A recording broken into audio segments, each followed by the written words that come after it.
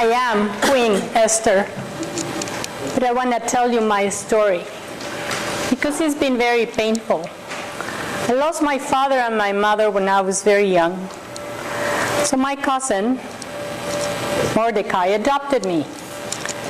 But he told me never to tell anybody about my Jewish ancestors or my faith.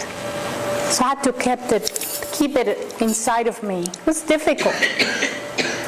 But when the king lost Vashti, his queen, and decided to bring us pretty ladies to be chosen, I was fortunate enough to have the favor of one of the eunuchs. And he helped me, and he told me what to do. And so when it was time for me to present myself in front of a king, he found favor on me, and he made me Queen Esther. Mordecai one day was trouble because this guy Haman was a bad guy, and he hated Mordecai because he didn't bow down to him. So he made a plot, and he went and told the king, you know, there's these people, those Jews, they're horrible, they don't respect your laws, they don't bow down, so why don't we just kill them all? So the king said, okay, do whatever you want. And so he made an edict, and he proclaimed this extermination and the killing of all the Jews, children, women, everything. Mordecai heard this and started crying, and he tore off his clothes and he put ashes on him, and he went all over the town crying, mourning. I heard this, and I sent somebody to find out what's going on. So Mordecai sent me the message. And he said, do something, Queen Esther. But I said, I can't. So he said, don't you think that you will be spared? No, you're a Jew. Just because they don't know it, you will be terminated. Do something. Maybe there is a reason why God put you there. So I decided, I'm going to come up with a plan. So I did. But I knew that, you can't go in front of the king without him summoning you. So I just made myself even more beautiful, put all my jewelers, and then I went out to the garden so he could see me, and then he asked me to come. And he said to me, tell me what you want. Even half of my kingdom I will give you, Queen Esther. And so I said, why don't you and Haman come to dinner? I made this banquet for you tonight. So they came. And they ate, and they were so happy. And the king asked me again, what would you like? And he asked me anything, I'll give it to you, even half my kingdom. And I said, my lord, if it pleases you, when you and Haman come tomorrow night for another banquet just for the two of you that I have prepared? Yes, said the king. So they go. King cannot sleep, he's having trouble, so he starts reading all the records, and he finds out that Mordecai had stopped a plot to kill him some time ago, and nothing had been done to honor him. So here's Haman coming back for the banquet, and the king says to him, what can I do to honor such a person? Haman, being the horrible person that he was, thought, oh, the king is going to honor me, so let's get it. King, he says, you give a robe, one that you have worn, put it on, and then one of your horses, and then put that person in that horse, and then take it all over the place so that you proclaim what an incredible person this man is. So the king says, okay, you go and do exactly that for Mordecai. He was not happy, but he had to do it.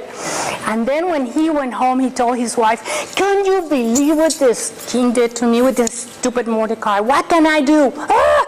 So the wife, being married to him, says, why don't you make a gallows and let's hang this dude? Oh, good idea, says Haman. In the meantime, here comes the people from the king to take him to the banquet. Again, they go. And they're having such a good time because I'm an incredible cook. I mean, I order how to cook. to my people. And then the king asked me again, Queen Esther, tell me anything, I'll give it to you, even half my kingdom. Tell me. So I said, well, my lord, if you love me, if you really want to help me, why don't you save me and my people, because we're going to be killed and exterminated. What? What do you mean? I said, yes, there is this evil person that has made an edict to kill all my people, for I am a Jew. And Mordecai is my adopted father. Who is this evil man? That traitor is Haman.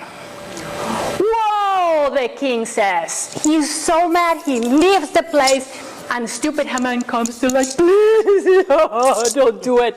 King comes back and he sees him and go, you're gonna, what are you gonna do to my queen? So he orders them to get him, and then somebody says, why don't you hang him over there in the gallows? So guess what? He's done. He is done. But now the king knows that I'm a Jew, and he makes Mordecai as the viceroy of the kingdom. It was hard, but I did it. A veces it's difficult to keep a secret. When I came, you all know, where am I from? Where was I born? Colombia, right? When I came to this country 37 years ago, it was the big time of the cocaine trade and the marijuana trade. And so people will ask me, do you have the white stuff? Do you have the green stuff? And I was very young and I was very shy and I didn't know how to, respond to that. So I decided, I'm not going to tell them I'm Colombian, I'm Brazilian. I'm from Brazil.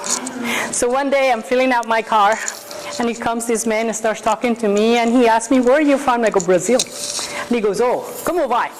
And he starts talking Portuguese to me. Thank God I spoke Portuguese. But after that experience, I thought, I cannot go lying like this. Because it is hard to be fearful. Because it is hard to be incognito. Not only are you an immigrant, you have to hide. And you have to be fearful that they're going to throw you out, that they're going to deport your mother or your father, or that your kids can go to school. What can we do as people? We can pray, we can join groups, and we can protest. And we can call our government officials and say, this isn't right. Because we have forgotten that this country was created by immigrants. Did we forget? Let us not forget. Amen.